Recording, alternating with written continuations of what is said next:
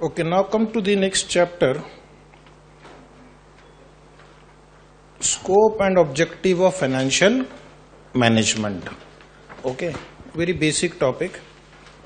What you learn in this topic is what are the scope, objective of financial management. Being a subject, what is included in this subject, how this subject is useful to the finance managers, what role the finance management plays in the organization, what are the roles and responsibility of finance managers. These are the things that we are going to learn in this chapter. So first thing we will learn today is the meaning of financial management. What is the meaning of financial management? So financial management basically deals with two aspects: procurement of fund and effective utilization of fund. So this we will discuss in the next paragraph in detail. How to raise the funds and how to utilize the funds. Financial management is that managerial activity which is concerned with planning and controlling of the firm's financial resources. So you can write this definition also. It is a managerial activity. That means it involves making a decision. Managerial activity means taking a decision between alternative that are available, and the decisions relate to planning and controlling of the firm's financial resources. Firm has limited resources and they will have to make the best use of these limited resources. For that purpose, financial management is very important, very crucial. Financial management की definition में आप ये भी लिख सकते हो, it is comprising of forecasting, planning, organising, directing, coordinating and controlling of all activity related to acquisition and application of the financial resources of an undertaking in keeping with its financial objective.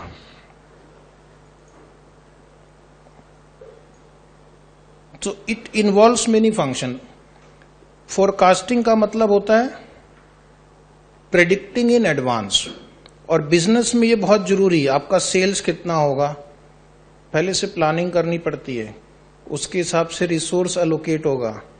Planning means deciding the future course of action.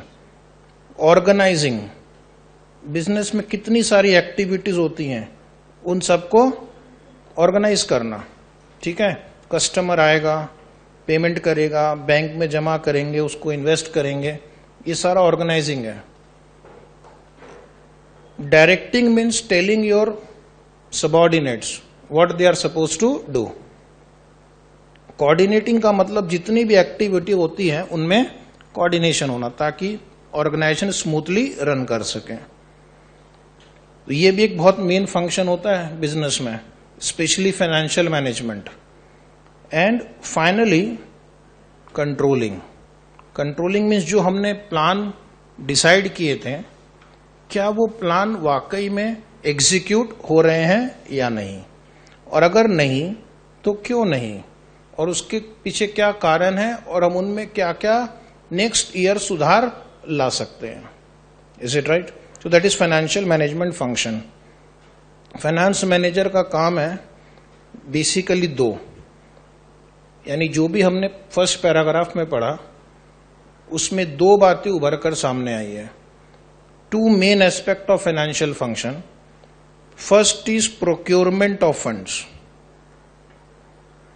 And second is effective utilisation of fund.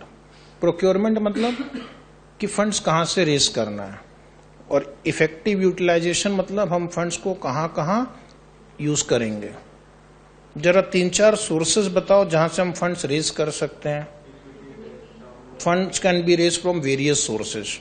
आपका syllabus में एक chapter भी है, आगे चल के देखेंगे, types of financing, जहां पर आप पाएंगे कि funds can be raise from equity, preference share, debenture, term loan, और भी बहुत सारे सोर्सेज हैं जहां से हम फंड्स रेज कर सकते हैं. जब भी आप फंड्स रेज करोगे कुछ बातों का ध्यान रखना है.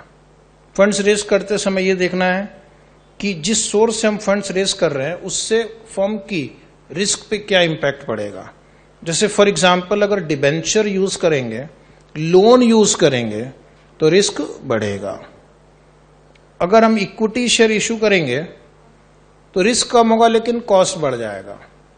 अगर हम इक्विटी शेयर इशू करेंगे रिस्क कम होगा लेकिन कंट्रोल डाइल्यूट होगा।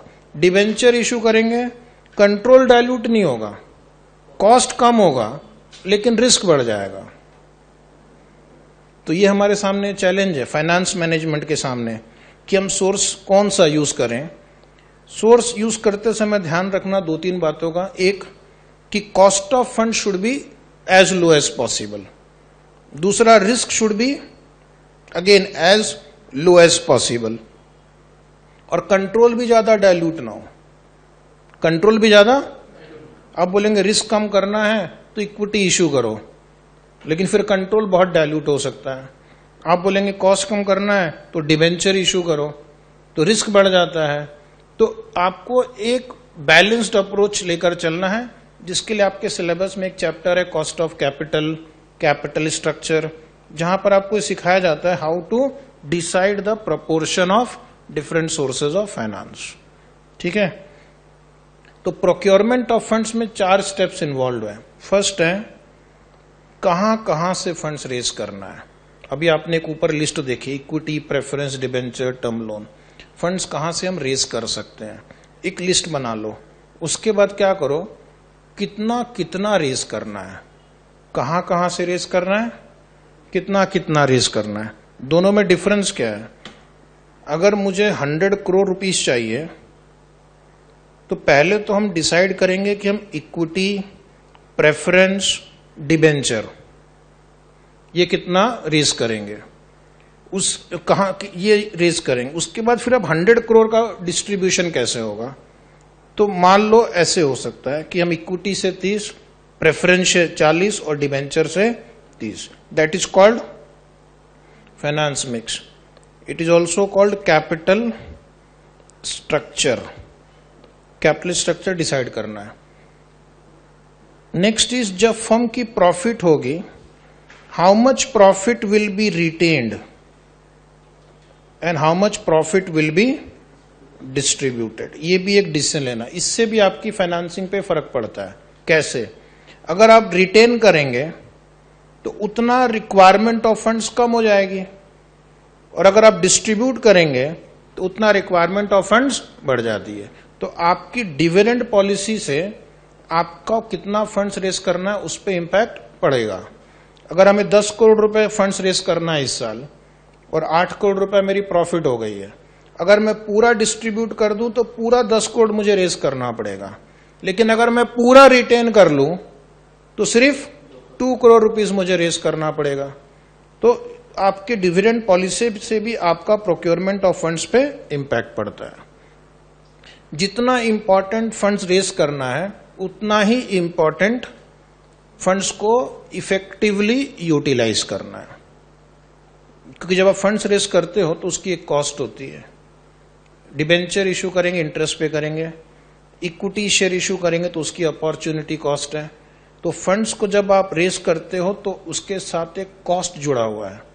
तो उसको हम इन्वेस्ट भी इस तरह से करेंगे कि जो हमें रिटर्न जनरेट हो, that should be more than cost of capital. So fund should be effectively utilised. Effectively utilized means it should generate return more than the cost.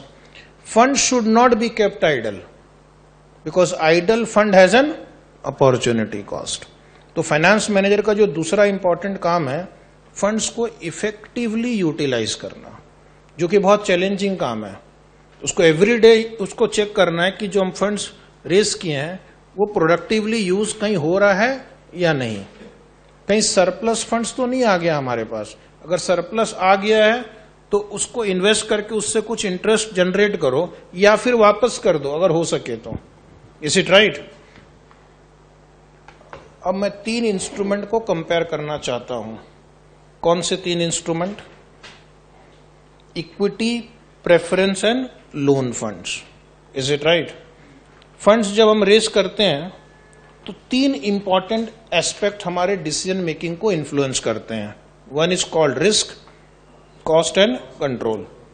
तो जरा देखिए, रिस्क को अगर मैं कंपेयर करूं तो इक्विटी सबसे कम रिस्की है, क्योंकि ना तो मुझे डिविडेंड देने की कंपलसरी ऑब्लिगेशन है, ना रीपेमेंट की ऑब्लिगेशन है, ना हमने कोई सिक्योरिटी दिया है। प्रेफरेंस में इक्विटी से ज्यादा रिस्क है, क्योंकि डिविडेंड देना है अगर प्रॉफिट हुआ तो, रीपेमेंट करना है आपको ड्यू डेट के दिन। बट डिबेंचर से कम रिस्की है, क्योंकि डिविडेंड तभी पे करेंगे जब प्रॉफिट होगा, और सिक्योरिटी नहीं देते हम प्रेफरेंस शेयर होल्डर को, इसलिए डिबेंचर से कंपेयर करेंगे तो रिस्क कम है।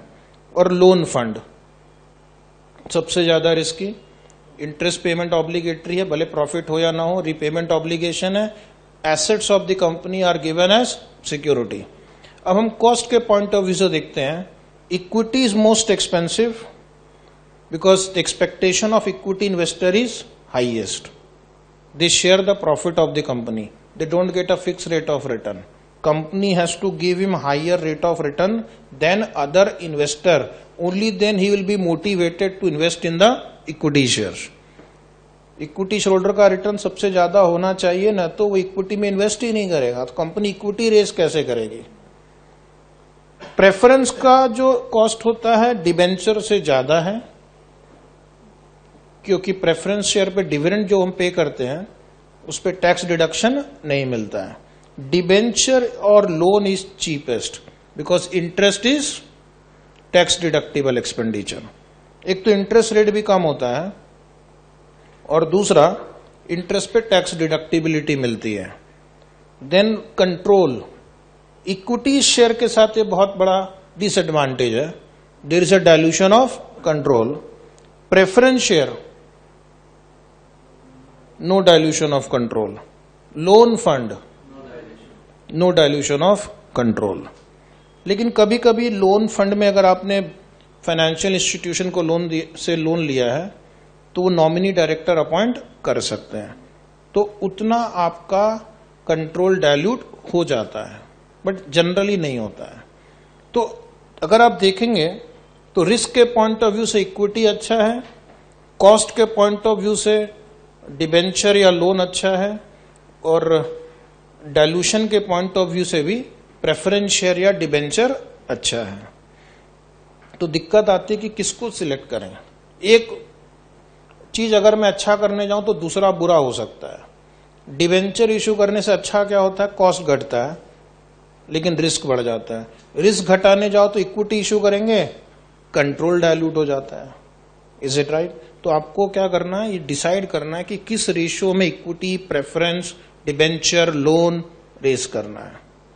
तो ये तो था हमारा important discussion on consideration governing procurement of funds. लिख पाओगे अभी? अगला क्वेश्चन जो हमारे लिए इंपॉर्टेंट है, ऑब्जेक्टिव ऑफ फाइनेंशियल मैनेजमेंट। तो फाइनेंशियल मैनेजमेंट में हमें क्या क्या ऑब्जेक्टिव सेटिस्फाई करने पड़ते हैं, उसके पहले एक लाइन जरा पढ़ लेते हैं कि ऑब्जेक्टिव का मतलब क्या है। ऑब्जेक्टिव मतलब गोल, टारगेट, एम, पर्पस। जब तक गोल सामने नहीं हो तब तक एफर्ट्स नहीं लगाएंगे हम। जैसे आपका गोल आपको पता है क्या करना है, उसके हिसाब से हम एफर्ट्स लगाते हैं। तो उसी तरह फाइनेंशियल मैनेजमेंट में भी अगर हमारा गोल क्लियर है तो हमारा जो एफर्ट होगा उसी हिसाब से लगेगा। सेकंड, हमारे जो रिसोर्सेज होंगे उसी हिसाब से अलोकेट किए जाएंगे।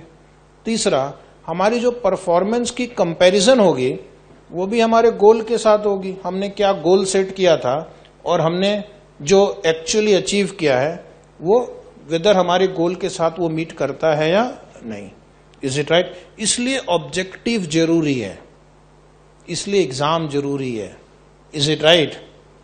तो एग्जाम से भी पता चलता है ना कि बेंचमार्क पूरा हुआ कि नहीं हुआ। It helps in synchronisation of efforts. तो आपको क्या करना है, बेसिकली फाइनेंशियल मैनेजमेंट के जो भी ऑब्जेक्टिव हैं, वैसे तो बहुत सारे हैं, उनको हम ब्रॉडली 2 कैटेगरी में डिवाइड करेंगे। अभी कौन से 2 कैटेगरी में? Profit maximization and wealth maximization. What is profit maximization? Profit maximization means the financial manager will take all such decisions which will maximize his profit. Okay? यानी अगर उसके पास दो ऑप्शन हैं तो वो किसे सिलेक्ट करता है? जिसमें प्रॉफिट मैक्सिमाइजेशन होता है, क्योंकि उसका ऑब्जेक्टिव प्रॉफिट मैक्सिमाइजेशन है. तो क्या ये प्रॉफिट मैक्सिमाइजेशन ऑब्जेक्टिव सही है या गलत? तो पहले हम देखते हैं कि एडवांटेजेस ऑफ प्रॉफिट मैक्सिमाइजेशन. ये ऑब्जेक्टिव सही क्यों है? क्या प्रॉफिट मैक्सिमाइजेशन ऑब्जेक्टिव होना चाहिए? जी हां. अगर ऑर्गेनाइजेशन को सरवाइव करना हो तो उसको प्रॉफिट अर्न करना होगा. क्या कोई लॉस मेकिंग ऑर्गेनाइजेशन सरवाइव कर सकती है? नहीं. तो it is required for survival. Profit होगा तो बिजनेस में एक जान बने रहेगी. लॉस मेकिंग कंपनी धीरे धीरे बंद हो जाती है. Is it right? अगर आप बिजनेस को ग्रो करना चाहते हैं, बिजनेस को डेवलप करना चाहते हैं, तो भी आपको प्रॉफिट चाहिए. सो दैट ये जो प्रॉफिट आप अर्न करते हैं उसको आप वापस बिजनेस में री इन्वेस्ट करके एक्सपांड कर सकते हैं, ग्रोथ कर सकते हैं, डेवलपमेंट कर सकते हैं. प्रॉफिट ही नहीं होगा तो ग्रोथ कैसे होगा? री इन्वेस्ट कैसे करेंगे? इसलिए भी जरूरी है ग्रोथ एंड डेवलपमेंट के लिए. एक और इनडायरेक्ट बेनिफिट है प्रॉफिट मैक्सिमाइजेशन ऑब्जेक्टिव का. जब आपका ऑब्जेक्टिव प्रॉफिट मैक्सिमाइजेशन है तो इससे सोसाइटी में जो फैक्टर्स ऑफ प्रोडक्शन होते हैं उनको एम्प्लॉयमेंट मिलता है. फैक्टर ऑफ प्रोडक्शन को एम्प्लॉयमेंट. यानी जैसे मान लो एक कंपनी है Tata consultancy service, 3 lakh employ काम करते हैं, लेकिन वो प्रॉफिट अर्न भी करती है. प्रॉफिट अगर नहीं अर्न कर रही होती तो क्या हम इतने सारे लोगों को जॉब दे सकते हैं?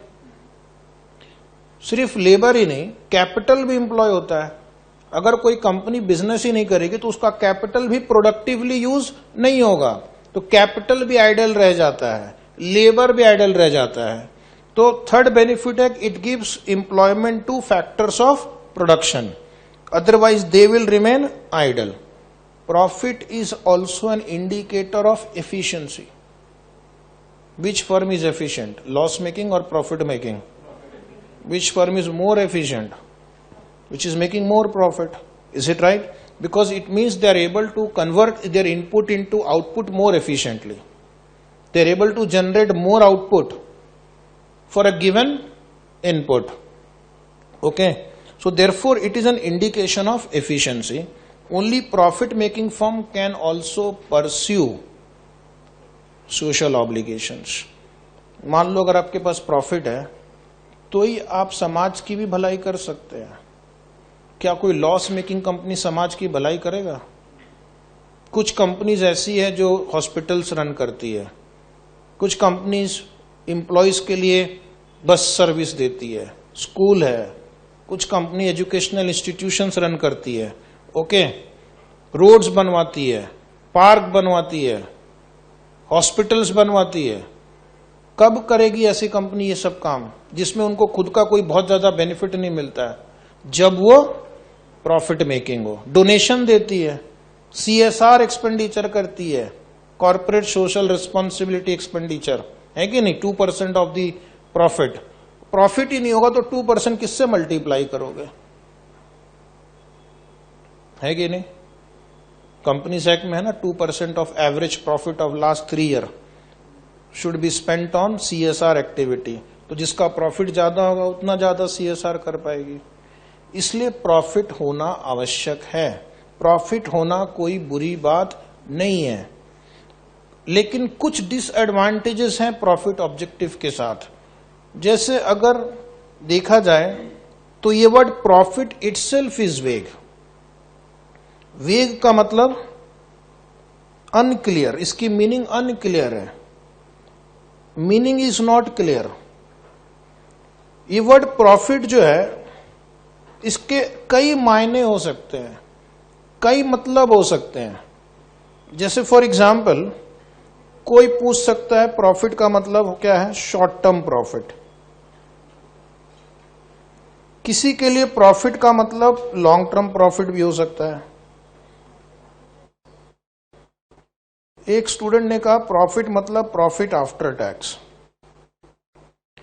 लेकिन कुछ लोगों के लिए प्रॉफिट का मतलब earning before interest and tax भी हो सकता है, किसी के लिए अर्निंग बिफोर टैक्स भी हो सकता है, किसी के लिए प्रॉफिट का मतलब अकाउंटिंग प्रॉफिट भी हो सकता है, किसी के लिए प्रॉफिट का मतलब कैश प्रॉफिट भी हो सकता है,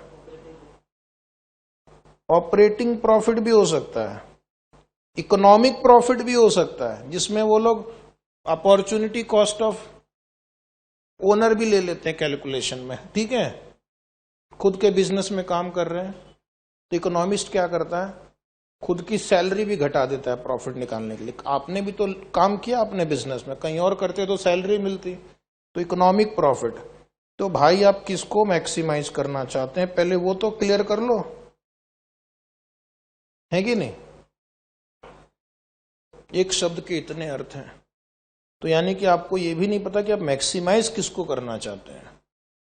एमडी सोच रहा मैनेजिंग डायरेक्टर कि हमें पैट मैक्सिमाइज करना है, जबकि एम्प्लॉय सोच रहा है कि हमें ईबीआईटी मैक्सिमाइज करना। तो अलग अलग डायरेक्शन में सबके घोड़े दौड़ने लग जाते हैं, फिर सबके मन में चल रहा है कि ये मैक्सिमाइज करना है।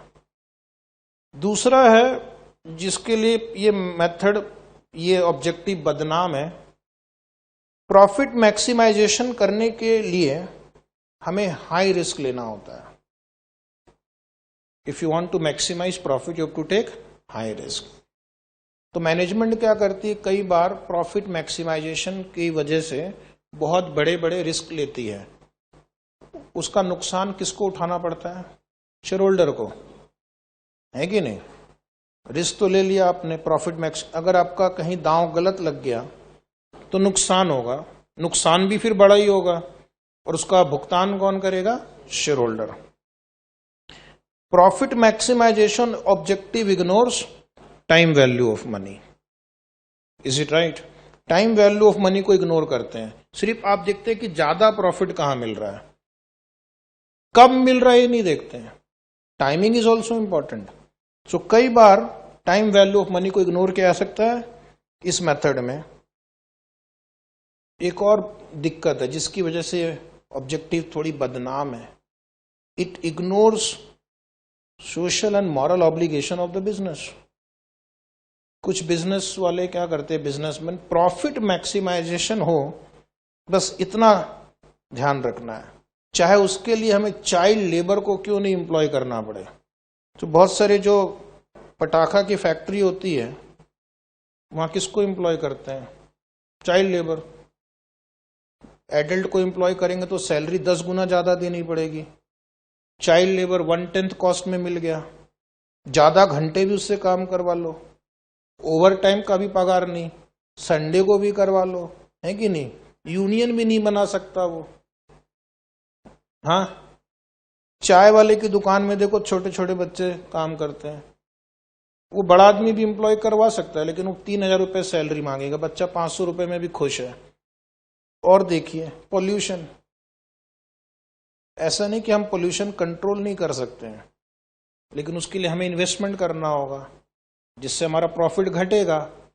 तो हम लोग आउटडेटेड ऑब्सोलीट टेक्नोलॉजी यूज करते हैं, सस्ती चीजें यूज करते हैं, लेकिन उससे हमारा पॉल्यूशन बढ़ता है। प्रॉफिट भले बढ़ जाए लेकिन एक उसका साइड इफेक्ट है, ये तो आप लोग अच्छी तरह जानते हैं, करप्शन।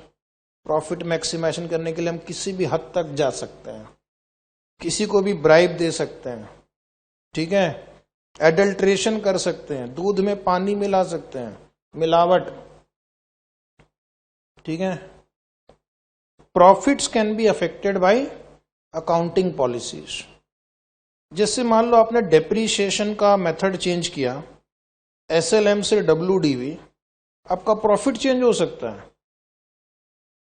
अगर आपने इन्वेंट्री का वैल्यूएशन मेथड चेंज किया from FIFO to weighted average, आपका प्रॉफिट चेंज हो सकता है।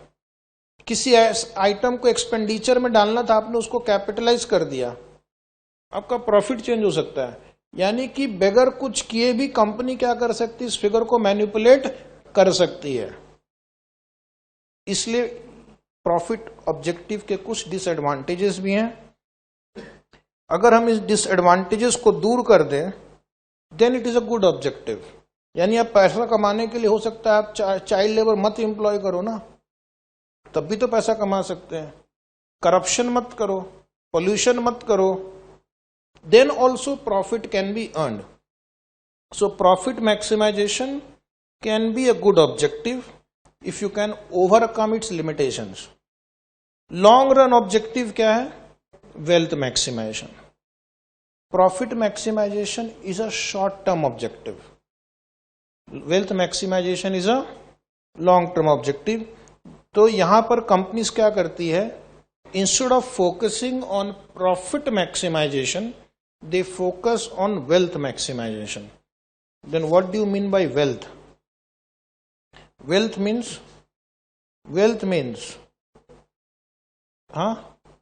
market value of shares या market value of company.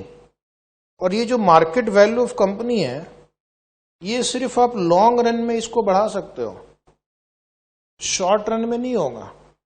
Long run में तभी बढ़ाओगे जब you improve your future cash flow. It depends on dividend policy, earnings and what kind of risk you are taking. अगर आप बहुत रिस्क लोगे तो वैल्यू घट जाती है, पता है।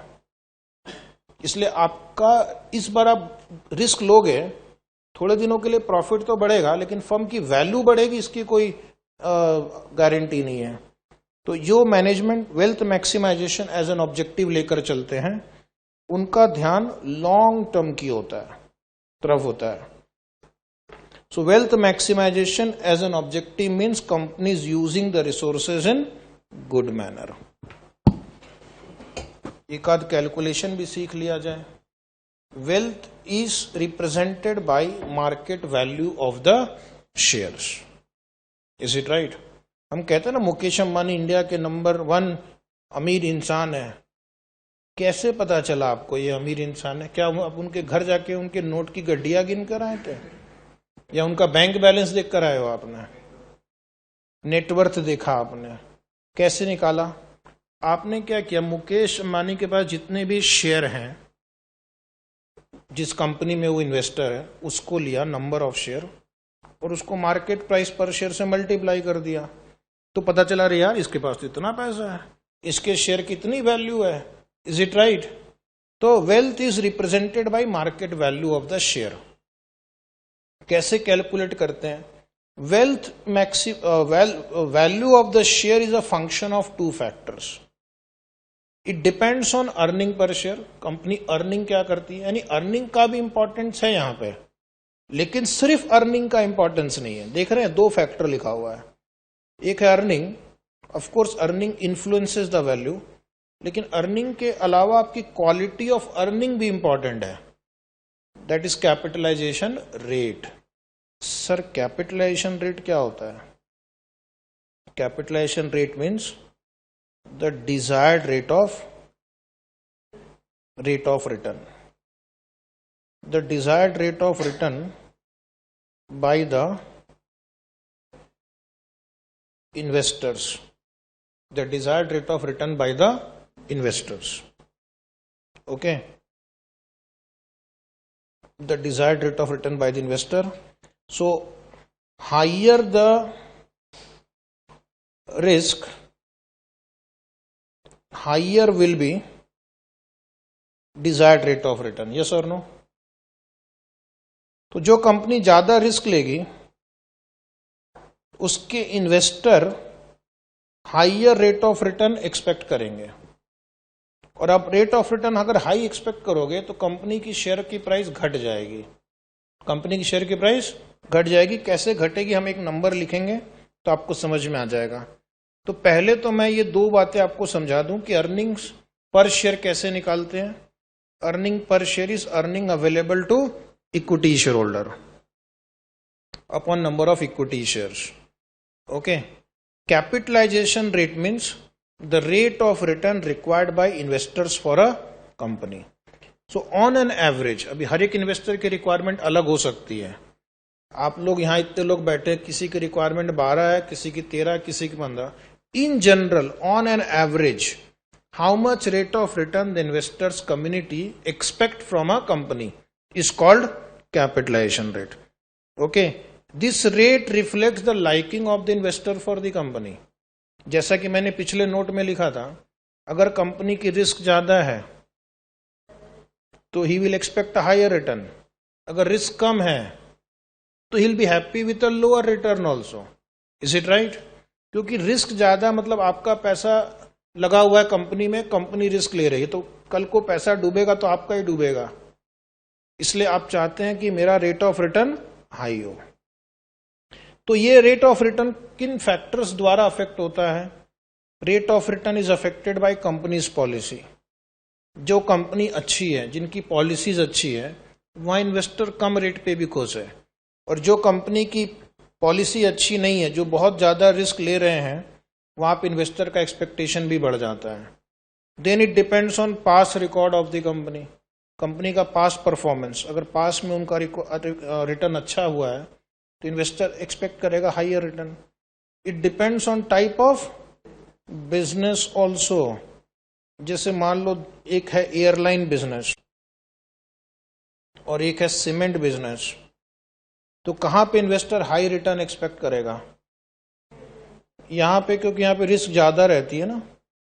यहां पे नॉर्मल स्टेबल बिजनेस है तो थोड़ा कम रिटर्न भी एक्सपेक्ट कर सकता है वो। It depends on expertise of management also. तो ये सारे फैक्टर को वो कंसिडर करता है रेट ऑफ रिटर्न निकालने के लिए। Rate of return is the cumulative result of assessment of various share holder regarding the risk and other qualitative factors of a company.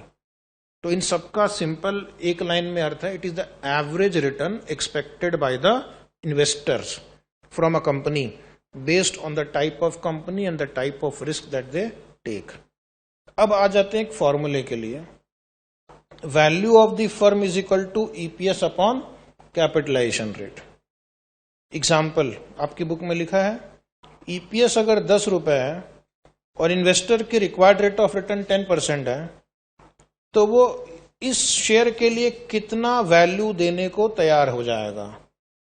अगर कोई कंपनी की अर्निंग पर शेयर 10 रुपए है और आपकी एक्सपेक्टेशन 10% की है, तो आप उस शेयर के लिए कितना अमाउंट देने के लिए तैयार हो जाएंगे? 10/10 100 रुपए। 100 रुपए में आप शेयर खरीदोगे, 10% आपकी रिक्वायर्ड रेट ऑफ रिटर्न है, यानी आप चाहते हैं कि मुझे 10 रुपए की अर्निंग मिले। क्या 10 रुपए की अर्निंग मिल रही है? हाँ। तो रिवर्स वर्किंग किया हमने, 100 रुपए इन्वेस्ट करेंगे, 10% रिटर्न मिलेगा, 10 रुपए की हमारी अर्निंग हो गई। तो अगर अर्निंग 10 है तो मैं 100 रुपए देने को तैयार हूं। अब देखना, एक दूसरी कंपनी है, उसकी भी अर्निंग पर शेयर 10 रुपए है, उसका कैपिटलाइजेशन रेट 5% है। तो यहां पे हमारा वैल्यू ऑफ शेयर क्या होगा? 10/5%, 200 रुपए आ गया। इतना फर्क क्यों आया? क्योंकि ये कंपनी जो जिसकी कैपिटलाइजेशन रेट 10% है वो ज्यादा रिस्की है रिलेटिवली, और जिसकी कैपिटलाइजेशन रेट कम है वो कम रिस्की है। तो जो कम रिस्की फर्म है उसके लिए इन्वेस्टर ज्यादा अमाउंट देने को तैयार है। तो ये कैपिटलाइजेशन रेट इन्वेस्टर क्या करता है? बहुत सारे फैक्टर्स को ध्यान में देख कर डिसाइड करता है। जो भी आपने पढ़ा, रिस्क होना चाहिए, मैनेजमेंट कैसी है, पास्ट परफॉर्मेंस कैसा है। ये रेट शॉर्ट टर्म में आप इन्फ्लुएंस नहीं कर सकते हैं। कर सकते हैं इसको आप लॉन्ग टर्म में इन्वेस्ट कर सकते हैं। आपकी पॉलिसीज द्वारा इस रिटर्न को आप इन्फ्लुएंस कर सकते हैं, और वो सिर्फ लॉन्ग रन में ही हो सकता है। इसलिए इस मेथड का कहना है कि सिर्फ अर्निंग पे ही ध्यान मत दो, आपकी क्वालिटी ऑफ अर्निंग पे भी ध्यान दो, बिकॉज उससे कैपिटलाइजेशन रेट पे फर्क पड़ता है और उससे वैल्यू ऑफ द फर्म पे फर्क पड़ता है, और ये आप सिर्फ लॉन्ग रन में ही अचीव कर सकते हैं। फिर मेरे मन में सवाल आया कि what are the advantages of wealth maximization objective. First है कि wealth maximization objective is clear. Profit maximization was vague, ambiguous. यहां पर ये वेग नहीं है, क्लियर है। एम्बिगुअस नहीं है, अनएम्बिगुअस। वाई? बिकॉज आपको पता है कि आपको क्या मैक्सिमाइज करना, wealth. And what is wealth? Wealth in the context of financial management means market value of the firm. तो यहां पे हमें अलग अलग डेफिनेशन नहीं है वेल्थ की. फाइनेंशियल मैनेजमेंट में वेल्थ का मतलब सबका ऑब्जेक्टिव एक, market value of the firm should be maximised. Second advantage है, it focuses on long run, it does not focus on short term profit. Third advantage, it takes into consideration risk and uncertainty. तो जो firm wealth maximisation करना चाहती है वो unnecessary risk नहीं लेती है. उसको पता अगर मैं अननेसेसरी रिस्क लूंगा तो शेयर होल्डर हमारी शेयर की प्राइस को घटा देगा, वो फिर कम प्राइस देगा. इसलिए वो सोच समझ कर रिस्क लेती है, अनड्यू रिस्क नहीं लेती है. And then wealth maximization objective give importance to timing of return also. Time value of money is considered. Time value of money is considered and it focuses on share holders return. Okay, तो ये इस method के advantages हैं इस objective के. लेकिन हर चीज के दो पहलू होते हैं, इसके दो डिसएडवांटेजेस भी हैं. दो डिसएडवांटेज क्या है? First is it offers no clear relationship between the financial decisions and share price. अब इसको समझो जरा. लेकिन ये बहुत बड़ा डिमेरिट नहीं है, याद रखना. कभी कभी क्या होता है, मार्केट की कंडीशन ही खराब है, स्टॉक मार्केट की कंडीशन खराब होती है ना. कभी कभी दो पड़ोसी देशों के बीच में युद्ध हो गया, ये उसके फाइटर प्लेन को गिरा रहा है, वो उसके फाइटर प्लेन को गिरा रहा है, वो उसको मार रहा है, इसको मार रहा है, तो शेयर मार्केट बीच में मर गया. ठीक है, अब बताओ इसमें कंपनी का क्या नुकसान दोष है? कुछ है?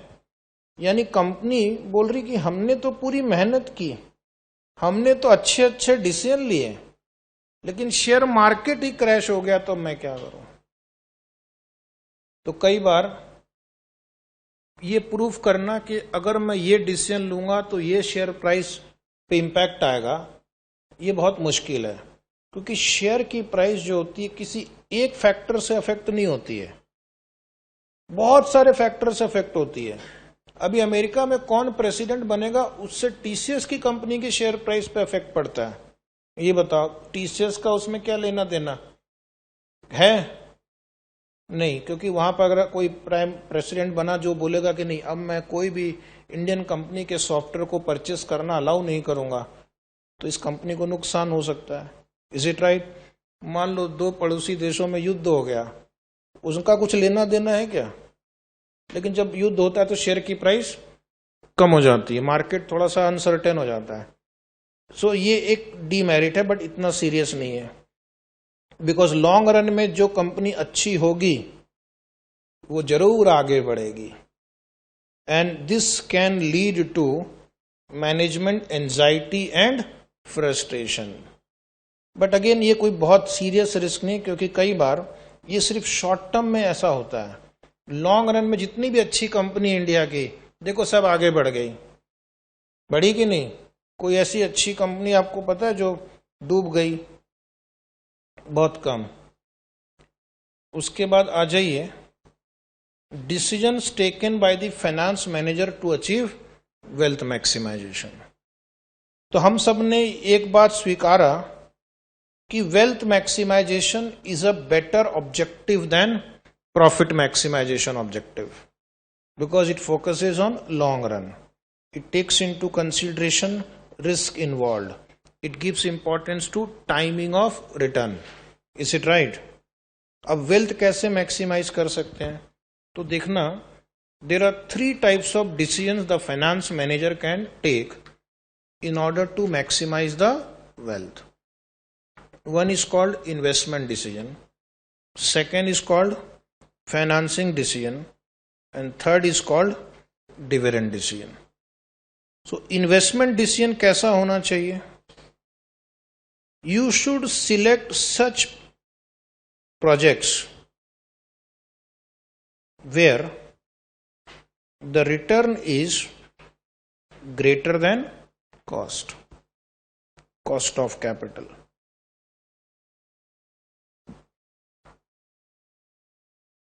इसलिए आपको कोई भी इन्वेस्टमेंट डिसीजन को प्रॉपरली इवैल्यूएट करना है, ठीक है। और जो इन्वेस्टमेंट डिसीजंस के जो सबसे जो बड़ा नियम होता है, ऐसे प्रोजेक्ट को सिलेक्ट करना है जो हमें रिटर्न जनरेट करे, लेकिन कितना रिटर्न जनरेट करे, सिर्फ रिटर्न ही जनरेट ना करे, it should be more than cost of capital, तो आपके पास सरप्लस आएगा। और जब सरप्लस आएगा तो उससे क्या होगा, कॉस्ट ऑफ कैपिटल से ऊपर का जो रिटर्न आया उससे क्या होता है, that surplus increases the share price. Surplus will help us to increase the share price because ये सरप्लस शेयर होल्डर्स को बिलोंग करता है। Similarly the finance manager to should take proper financing decision, जो कि हम कैपिटल स्ट्रक्चर बोलते हैं। Proper use of debt equity, proper use of debt equity mix, ना ज्यादा, किसी एक को बहुत ज्यादा या बहुत कम नहीं करना है। Is it right? Financing decision लेते समय देखना है risk is minimised. Financing decision लेते समय देखना है कॉस्ट इज मिनिमाइज्ड। अब लेकिन दोनों है अलग अलग ऑब्जेक्टिव। फाइनेंसिंग डिसीजन लेते समय देखना है कंट्रोल इज नॉट, बोलो, डाइल्यूटेड। अब ये सारे ऑब्जेक्टिव को आपको यहां पे ढंग से मैच करवाना है, that is your financing decision. तो जो प्रॉपरली फाइनेंसिंग डिसीजन ले सकते हैं उसका शेयर प्राइस पे इंपैक्ट आता है। जैसे कैपिटल स्ट्रक्चर थ्योरी में है net operating income approach, net income approach, तो वहां पर आपको बताया जाता है कि कौन सा मिक्स यूज करेंगे तो वैल्यू ऑफ द शेयर बढ़ती है कि नहीं। और एक है dividend decision. Proper dividend decision can increase market value of share, यानी डिविडेंड डिसीजन पे भी, डिविडेंड डिसीजन से भी मार्केट वैल्यू पे फर्क पड़ता है। कब कौन कितना डिविडेंड देना है ये भी एक स्किल है। कभी नहीं देने पे मार्केट वैल्यू बढ़ता है और कभी देने पर मार्केट वैल्यू बढ़ता है। तो ये भी एक स्किल है जो कि आपके सिलेबस में एक चैप्टर होगा डिविडेंड डिसीजन, जहां पर आप सीखेंगे कि कब डिविडेंड नहीं देने पे शेयर की वैल्यू बढ़ेगी, कब देने पे बढ़ती है। तो ये भी डिसीजन किसको लेना पड़ता है, फाइनेंशियल मैनेजर को। तो फाइनेंशियल मैनेजर का काम आसान नहीं है, आसान है लेकिन बहुत जल्दी आप भी इस कुर्सी में बैठने वाले हैं, आपको भी डिसीजन लेने होंगे। तो एक इंपॉर्टेंट क्वेश्चन है, what are the functions of financial manager. इस कुर्सी में बैठने के बाद आपको क्या क्या करना पड़ेगा जरा समझ लो अभी से, उसके बाद मौका है आपके पास कंटिन्यू करने का या बाहर गेट से निकलने का, ठीक है। तो पहला काम है इस फाइनेंस मैनेजर का फंड रिक्वायरमेंट एस्टिमेशन। ये काम हर साल करना पड़ता है। हर साल हम बैठ के एस्टिमेट करते हैं कि इस साल हमें कितने फंड्स की रिक्वायरमेंट है, इस साल हमें कितना कैपिटल एक्सपेंडिचर करना है, कितना वर्किंग कैपिटल लगेगा।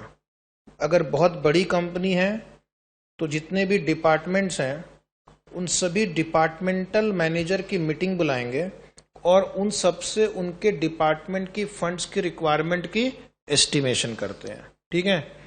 तो ये काम आप भी करते हो ना। साल जब आप फाइनल में जाओगे तो उस दिन पहले सबसे पहले कैलकुलेट करोगे, हाँ ये 8 सब्जेक्ट, इतनी फीस, इतनी बुक्स, इतनी ये, एक फंड का एस्टिमेशन करते हो। तो आप जब एक एज एन इंडिविजुअल इतना एस्टिमेशन करते हो तो कंपनी तो सोचो क्या करती होगी। फंड रिक्वायरमेंट के एस्टिमेशन के बाद दूसरा काम है वो पैसा रेस कहां से करना है। पहले स्टेप में आपको क्वांटिफाई करना है कि कितने फंड्स की रिक्वायरमेंट है, दूसरे स्टेप में कहां से रेस करना है, और कितना कितना रेज करना है, हाउ मच। पहला स्टेप क्या है, हाउ मच। दूसरे स्टेप में दो बात है, from where you have to raise, in what proportion you have to raise. ये पूरा एक चैप्टर ही आपके सिलेबस में, कैपिटल स्ट्रक्चर। तो आपको ऐसा कॉम्बिनेशन चूज करना है जिससे फर्म की वैल्यू मैक्सिमाइज हो। पैसा रेस कर लिया तो उसके बाद अगला स्टेप क्या होगा, इन्वेस्टमेंट। कहां कहां इन्वेस्ट करना है, कैपेक्स में कितना, कैपेक्स यानी कैपिटल एक्सपेंडिचर, फिक्स्ड एसेट में कितना, वर्किंग कैपिटल में कितना, इन्वेस्टमेंट कितना, इंडिया में कितना, इंडिया के बाहर कितना। ठीक है, तो ये सब इन्वेस्टमेंट डिसीजन होता है जो एक फाइनेंस मैनेजर को ही लेना पड़ता है। और साल के अंत में एक और डिसीजन लेना है हमें, अगर प्रॉफिट हुआ तो क्या, कितना प्रॉफिट रिटेन करना है और कितना प्रॉफिट डिस्ट्रीब्यूट करना है। ये सब हो गए इसके मेन फंक्शन। उसके अलावा डे टू डे फंक्शन इसका है कैश मैनेजमेंट। रोज की दिक्कत है ये, इसके लिए रोज का काम है कैश मैनेजमेंट, रोज का काम है कि नहीं। रोज सुबह उठ के सोचेगा आज मुझे इतना पेमेंट करना है, आज मेरे अकाउंट में इतना बैलेंस है, आज मुझे इतना रिसीट होगा, और फिर अगर कम पड़ गया तो कहां से रेज करना है, अगर ज्यादा है तो उसका कैसे हम डिप्लॉयमेंट करेंगे, इन्वेस्ट करेंगे। तो ये सब इसका काम है। उसके बाद हर एक बिजनेस को चाहिए कि वो समय समय पर अपना परफॉर्मेंस इवैल्यूएट करे। हम कहां जा रहे हैं पता होना चाहिए ना। स्टार्ट में हमने कुछ टारगेट सेट किए, कुछ गोल सेट किए हैं। ईयर एंड में हमें चेक करना है कि वो जो टारगेट और गोल हमने सेट किए हैं क्या हमने अचीव किया या नहीं। अगर नहीं तो क्यों नहीं, और हम क्या कर सकते हैं जिनसे ये गोल अचीव हो जाए। That is performance evaluation. और ये काम कौन करता है बिजनेस में, फाइनेंस मैनेजर। बाकी लोग तो अपना काम में लगे हुए हैं, लेकिन बिजनेस को आगे बढ़ाने के लिए ये व्यक्ति दिन रात एक करता है, और जहां जहां उसको लगता है इंप्रूवमेंट होगा वो इंप्रूवमेंट करता है। फाइनेंस मैनेजर का एक और बहुत ही मुश्किल काम है नेगोशिएशन। हाँ जी, नेगोशिएशन का मतलब पता है, बार्गेन करना, नेगोशिएट करना, डील क्रैक करना, एग्रीमेंट करना, कॉन्ट्रैक्ट्स करना। ये काम किसका है, फाइनेंशियल मैनेजर का है। क्या काम करते हैं यहाँ पे, बैंक के पास जाते हैं, बैंक से लोन लेना है, वो भी एक नेगोशिएशन ही है। इक्विटी शेयर इशू करना है, वो भी एक नेगोशिएशन ही है। क्रेडिटर के साथ नेगोशिएशन, डेटर के साथ नेगोशिएशन, एम्प्लॉइज के साथ नेगोशिएशन, मर्जर्स एंड एक्विजिशन में सामने वाली पार्टी के साथ नेगोशिएशन, है कि नहीं। सरकारी ऑफिसर के साथ नेगोशिएशन, ऑफिशियली, अनऑफिशियली कुछ भी नहीं। ठीक है, करते हैं ना। नेगोशिएशन से ये फायदा कि आप अपने बिजनेस में कॉस्ट घटा सकते हैं, रेवेन्यू बढ़ा सकते हैं, इससे प्रॉफिट पे इंपैक्ट आता है, वेल्थ पे इंपैक्ट आता है। और एक इसका काम है फाइनेंस मैनेजर का, समय समय पे इसको ये देखना है कि हमारी कंपनी की शेयर प्राइस कैसी परफॉर्म कर रही है। अल्टीमेटली हमारा ऑब्जेक्टिव क्या याद है, वेल्थ मैक्सिमाइजेशन। क्या हमारी कंपनी की share price compare to market in general बढ़ रही है या घट रही है। Compare to a competitor firm, whether our share price is going up और कमिंग डाउन। ये इवैल्यूएट करना आपको कि अगर दूसरे की शेयर प्राइस बढ़ रही है जो सेम इंडस्ट्री में है, तो हमारी शेयर की प्राइस क्यों नहीं बढ़ रही है। That is called market impact analysis. Accordingly फिर बाद में जो भी करेक्टिव एक्शन होगा वो हम लेंगे। तो ये एक बहुत इंपॉर्टेंट आपने पॉइंट्स पढ़ लिया, फंक्शंस ऑफ फाइनेंस मैनेजर। उसके बाद हम एक और चीज पढ़ेंगे आज, difference between financial management and financial accounting. दो सब्जेक्ट आप पढ़ते हैं, है कि नहीं, financial management and financial accounting. दोनों सुनने में एक जैसे हैं, लेकिन दोनों हैं बिल्कुल अलग। बहुत अलग सब्जेक्ट है। फाइनेंशियल अकाउंटिंग में हमारा क्या रोल रहता है? आप अकाउंट्स डिपार्टमेंट ज्वाइन किया आपने, तो आपका काम क्या रहेगा? Maintaining financial record, ensuring proper classification of transaction under assets, liabilities, income and expense group, and preparing financial statement etcetera. So main यहां पे रिकॉर्ड कीपिंग का काम है।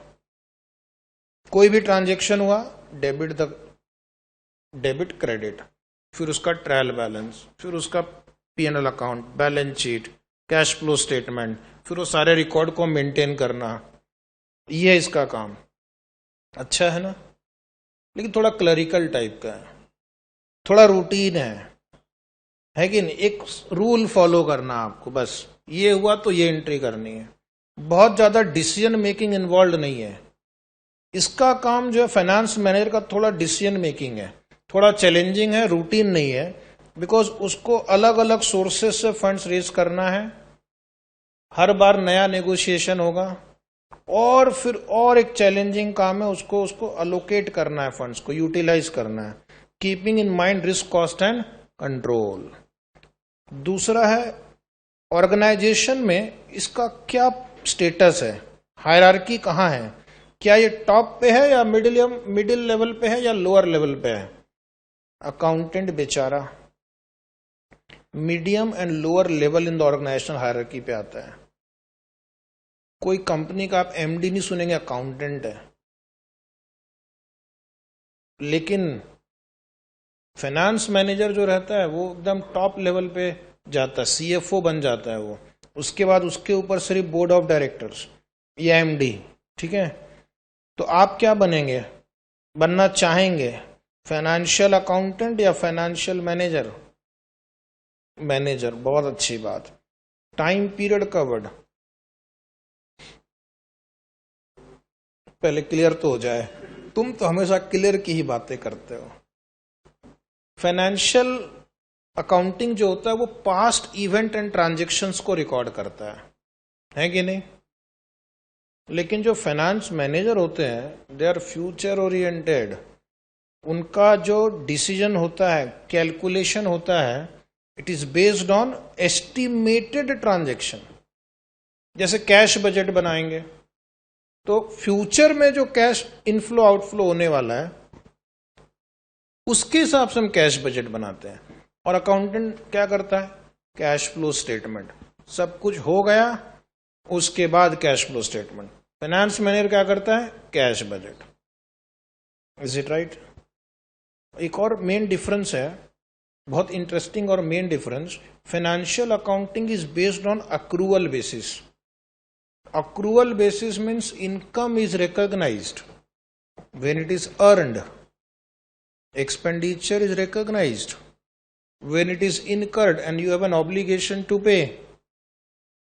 लेकिन फाइनेंशियल मैनेजमेंट में हमारा जो फोकस होता है कैश फ्लो होता है, वहां पे हमारी डिसीजन मेकिंग अक्रूवल बेसिस पे नहीं होती है, कैश बेसिस पे होती है। पैसा कब आएगा, पैसा कब जाएगा, actual inflow outflow of cash is more important in financial management rather than accrual basis of accounting. Okay?